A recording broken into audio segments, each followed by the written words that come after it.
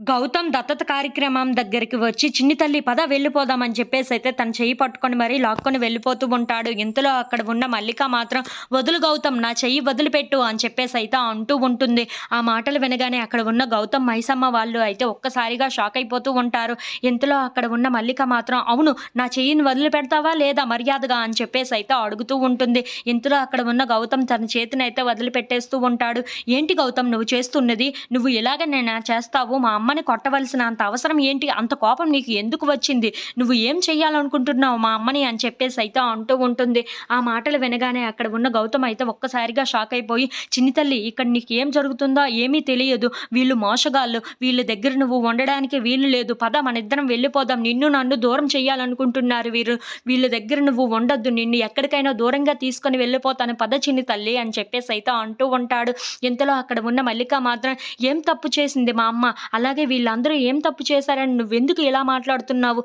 నేను ఎక్కడికి రాను. కావాలంటే నువ్వే వెళ్ళిపో" అని చెప్పేసైతే అంటూ ఉంటుంది. ఆ మాటలు వినగానే అక్కడ ఉన్న గౌతమ్ అయితే ఒక్కసారిగా షాక్ అయిపోయి మల్లిక వైపు అలా చూస్తూ ఉండిపోతాడు. ఇంతలో అక్కడ ఉన్న గౌతమ్ మాత్రం, "చిన్ని తల్లి, ఇవేమీ నీకు తెలియదు. నువ్వు పద నా దగ్గరికి వెళ్ళిపోదాం" అని చెప్పేసైతే అంటూ ఉంటాడు. ఇంతలో అక్కడ ఉన్న మల్లిక మాత్రం, "నేను రాను" అని చెప్పేసైతే అంటూ ఉంటుంది. ఇంతలో అక్కడ ఉన్న మైసమ్మ మాత్రం, "ఇప్పుడు నిజం తెలియాల్సిందే గౌతమ్. నువ్వు అసలు విషయం ఏంటో మల్లికకి చెప్పు" అని చెప్పేసైతే అంటూ ఉంటుంది. ఇంతలో అక్కడ ఉన్న మల్లిక అయితే ఒక్కసారిగా షాక్ అయిపోయి గౌతమ్ వైపు, మైసమ్మ వైపు అలా చూస్తూ ఉండిపోతుంది. "చిన్ని తల్లి, నువ్వు ఎవరో తెలుసా? నువ్వు ఎవరి కూతురువో తెలుసా? ఎవరి బిడ్డవో తెలుసా?" అని చెప్పేసైతే తనకి నిజం చెప్పబోతూ ఉంటాడు.